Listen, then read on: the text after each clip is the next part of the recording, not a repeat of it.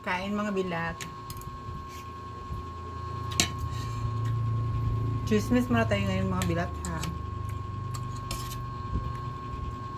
Sino yung mga ano dyan?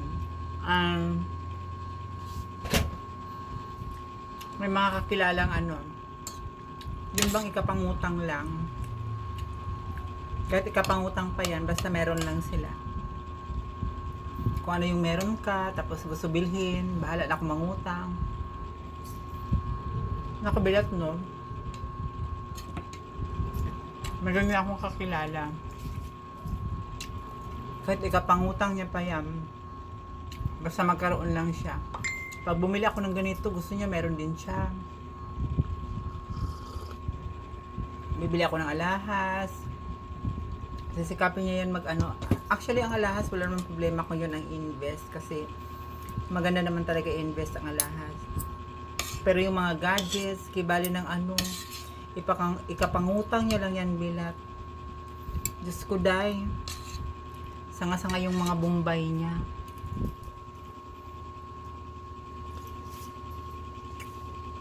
Ang dami ng Bombay dito sa amin. Naningil.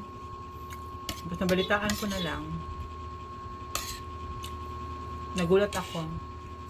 Wala na siya dito sa kanila. Paglipas ng ilang araw. Actually, pinagbigyan siya ng ano eh. Nirenew ata siya ng Bombay. Para lang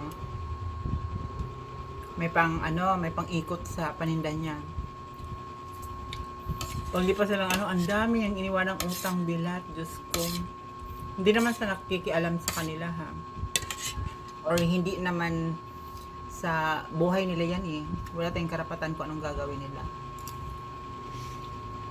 Ang payo ko lang, kung anong meron tayo, dapat makontento tayo. Kung ano yung bigay sa atin. Kung ano lang yung mga nandiyan sa atin, magpasalamat, tapos makontento. Hindi yung gagawa tayo ng mga bagay na ikakapahamak din natin. Kasi kagaya niyan, diba?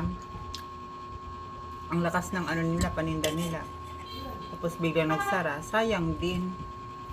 Kasi ang nangyayari kasi bilat, yung kita nila araw-araw, mas malaki pa yung hulugan nila araw-araw. So, walang nangyayari. Napupunta lang sa hulog, walang natira. Walang masama mangutang. Basta ang mahalaga, alam natin yung responsibilidad. Pangalawa, dapat yung kita natin ay mas malaki ng konti kaysa dun sa utang natin. Para kahit pa paano may matabi at may maano ba, merong matira. So, ayun na mga bilap.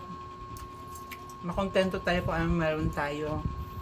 Kung may nabili mo yung kapwa natin o kakilala natin, may man sila mga nabiling mga bagay-bagay o kung ano man, huwag tayong mainggit. Dapat magpasalamat tayo. Huwag natin silang kainggitan. Kasi, darating din sa atin yung mga ganung bagay. Malay natin, di ba?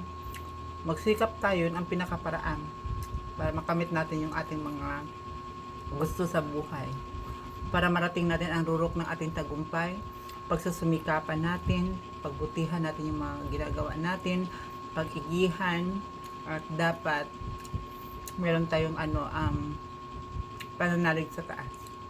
Yun lang mga bilat.